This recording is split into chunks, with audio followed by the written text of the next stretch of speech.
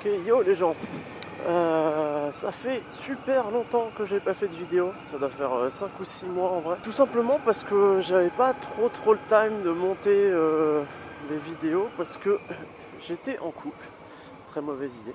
Et du coup je passais tout mon temps avec ma nana et du coup je passais zéro temps à rouler seul déjà, elle était toujours avec moi et donc en communication avec un Sénat. Et ensuite du coup je prenais pas le temps de passer quelques heures sur mon ordi pour monter les vidéos. Donc voilà, je reviens, je refais une petite vidéo aujourd'hui parce que vous pouvez le voir là, quelques petits trucs qui ont changé sur la Scoot. J'ai fait quelques modifications et j'ai dû lui mettre, je suis quasiment à 12 000 km là, donc depuis 6 mois j'ai dû mettre, je sais pas, 7000 ou 8000 km, un truc comme ça. Du coup, on va faire une petite review sur les petites modifs que j'ai apportées et comment la Scoot elle se comporte au bout de 12 000 km quoi. J'ai fait pas mal de voyages. Je suis descendu, moi je suis dans le nord, hein, je suis du côté de Lille. Je suis descendu du côté de La Rochelle. Après j'ai fait plusieurs fois Lille-Paris et Paris-Lille. Que ce soit en autoroute ou en passant par les départementales et nationales, tout ça. Donc, qu'est-ce que j'ai fait sur ma Scoot Ce que vous aviez déjà vu, c'est ça, c'est le petit vide-poche hein, qui est toujours aussi pratique. En fait, en une fois, ce que j'ai fait, c'est que j'ai rajouté ce petit truc-là. J'ai rajouté un port USB, donc qui est relié directement à la batterie. Il y a 2 ports dessus. Ce qui est vachement pratique, parce que du coup, quand tu roules, que tu filmes et que tu communiques en même temps, la batterie de ton Sénat, elle part en 2 secondes et demie. Donc du coup ça permet de le garder chargé tout le long de la route et pour des grands trajets comme Lille-La Rochelle, ça fait plaisir. Ensuite j'ai changé le guidon, j'ai mis un semi-ape hanger. Donc c'est pas les gros ape hangers qu'on voit, genre t'as les bras en l'air et t'aères tes aisselles. C'est du semi et c'est juste ce qu'il faut. Donc ça c'est l'une des plus grosses modifs que j'ai fait et franchement ça fait vraiment du bien. Parce que le dos se sent beaucoup mieux, mais beaucoup mieux. En fait, on n'est plus du tout sur une position de conduite où on est un peu en avant comme ça, on est vraiment beaucoup plus calé dans le fond de notre siège avec juste les bras tendus devant nous et c'est peinard quoi. Et j'ai trouvé aussi du coup qu'avec un guidon comme ça, en plus du confort de conduite, du confort pour le dos, je l'ai trouvé du coup beaucoup plus maniable la moto en fait. Je trouve que les appuis quand tu appuies sur ton guidon, c'est du coup beaucoup plus réactif. Alors je sais pas pourquoi, mais j'ai eu beaucoup plus de feeling en fait avec la bécane direct dès que j'ai mis ce guidon là. Et puis je trouve que ça lui rajoute un style sympathique. Je vous montrerai des photos. Je mettrai des photos et puis je ferai un petit tour de la bécane une fois que je serai à l'arrêt.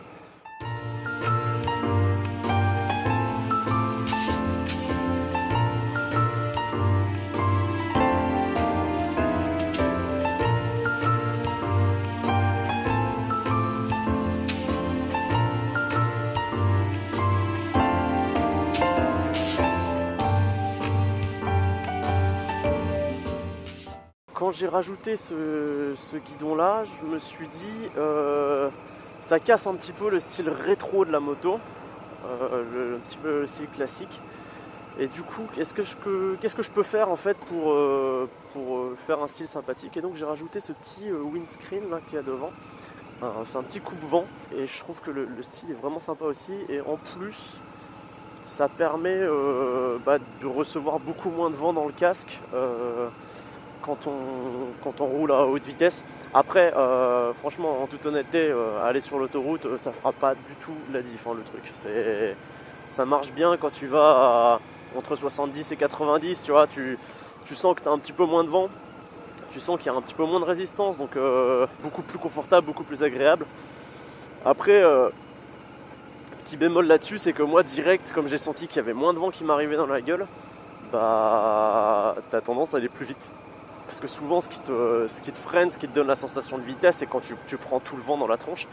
Et en fait, dès que j'ai mis le windscreen, tu sens que ça te passe un petit peu au-dessus, du coup t'as tendance à tartiner un petit peu plus avec ta moto. Après bon, il suffit juste d'être vigilant et faire attention. Voilà, donc ce petit windscreen qui est bien sympa, qui donne un style très joli que j'aime bien, ça donne un style un petit peu plus méchant en fait à la Scout, je trouve, avec le guidon relevé et les windscreens devant.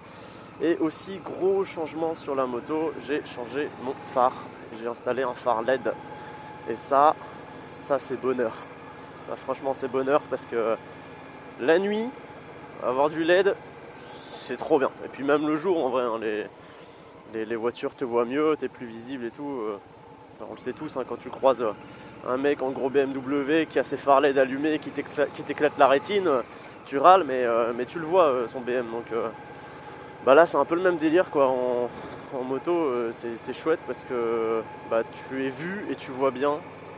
Et ça change un petit peu tout. Niveau sécurité, c'est hyper important je trouve. Et je pense que jamais de ma life je repasserai sur un phare normal sur une moto. Même si ça me coûte 1200 balles de plus à installer, je crois que je resterai toujours en phare LED sur la bécane.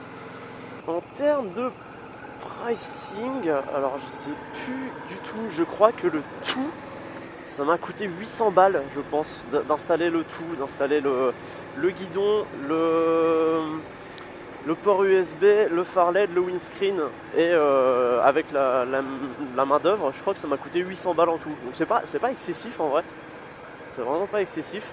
Après donc le guidon c'est un guidon de série, donc ça vient de chez Indian. Le phare LED vient pas de chez Indian, ceux-là ils ont sorti le phare LED Pathfinder, celui qu'on trouve sur la FTR 1200 là. Ils l'ont adapté à la Scout. Je pense que ce sera un peu beaucoup méga plus cher que ce que j'ai là ici. Mais en vrai, ce que j'ai là ici, il est vraiment chouette. Il est vraiment bien, il éclaire bien. Enfin, ça fait le taf de ouf. On en voit pas mal sur des Harley. C'est le phare LED qui est installé sur certaines Harley aussi.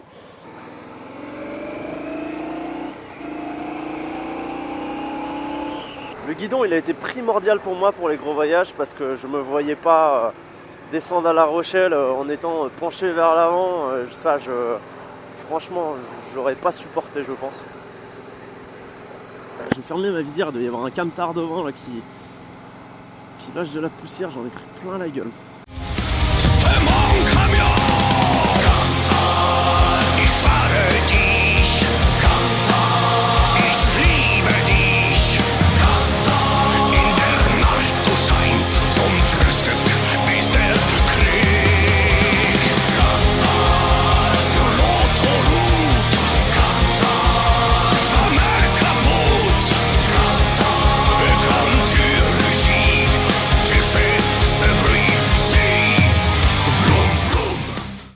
Ça m'amène à comment la Scout elle se comporte au fil des kilomètres. J'ai toujours eu zéro problème avec ma Scout, zéro.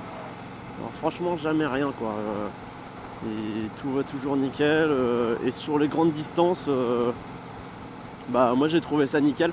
Après forcément t'as un peu mal au cul, donc t'es obligé de faire quelques pauses. Franchement ma selle elle est super confortable. Hein.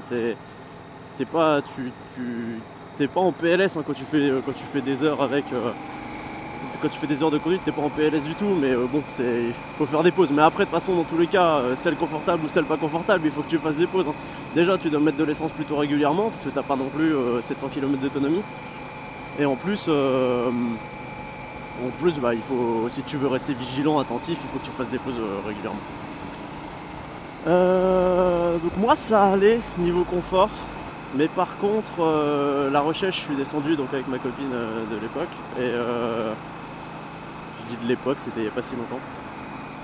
Et elle, par contre, elle a douillé. Elle a douillé sévère. En fait, le problème, c'est que la selle arrière de base de la Scout, elle est un peu incurvée, genre, mais pas. Enfin, le creux, il n'y a pas un creux au milieu, ça fait genre comme ça. Et du coup, elle a vraiment sale douillé, quoi. Fallait que je m'arrête toutes les 45 minutes pour qu'elle puisse se dégourdir les jambes et se reposer un petit peu. Donc ça, c'est un peu relou. Franchement, tu peux faire la route, mais tu le fais tout seul, je pense. Après, nous, on l'a fait en 2 fois. On a fait Lille-Le Mans. Et en fait, ça nous a pris une éternité, quoi. Genre, déjà, parce que quand tu dois t'arrêter toutes les 45 minutes, forcément, ça prend du temps. Et en plus, on a pris que les petites routes de merde, un peu, au début. On a pris que les petites routes de merde et parce que je voulais pas prendre les voies rapides, mais en fait le problème c'est que ça nous a rajouté 2-3 heures sur le trajet, donc le lendemain quand on a fait Le Mans La Rochelle on a pris des voies rapides et tout et c'était quand même beaucoup plus sympa. Et franchement sur la longue distance quand t'es sur des routes entre 80 et 110, en gros quand tu descends c'est un peu toujours ça quoi, t'es soit sur une voie à 80, soit sur deux voies à 110 quoi. Toi tu me doubles par la droite, c'est pas ouf. 110 en fait avec le windscreen, parce que du coup j'ai plus du tout l'habitude de rouler sans, avec le windscreen c'est vraiment tranquille, tu le sens un petit peu dans les bras mais ça tape pas trop dans ton casque. C'est vraiment quand t'atteins les 130 km/h, là tu commences à douiller. Et j'en ai fait des frais au retour justement de ces vacances-là. Parce qu'en fait, du coup, on a fait La Rochelle, Versailles. Je suis allé crêcher chez ma soeur. Quand après, on est rentré, genre Versailles-Lille, mais on a pris la 1, on a pris l'autoroute sur tout le long. Donc tu te tapes à 2h30 d'autoroute, 2h30 à 130, mon gars. J'ai jamais autant douillé en moto. Je suis rentré chez moi, j'avais mal partout. Le lendemain, j'avais des courbatures, j'avais la nuque raide.